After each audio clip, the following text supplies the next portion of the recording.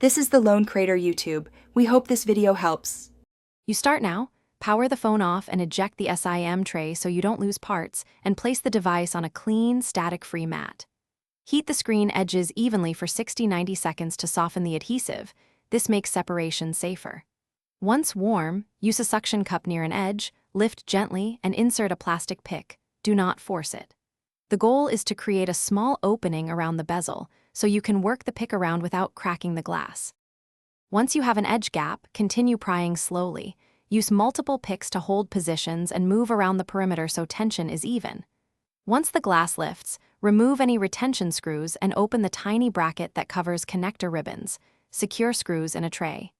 Disconnect the display digitizer and then the battery connector to prevent shorts.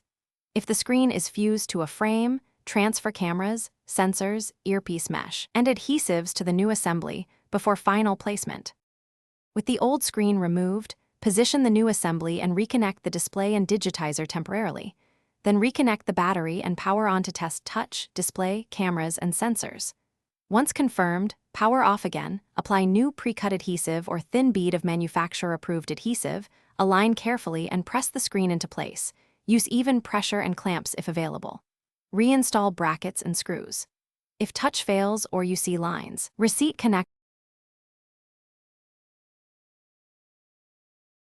Thanks for watching. Consider subscribing if we helped you.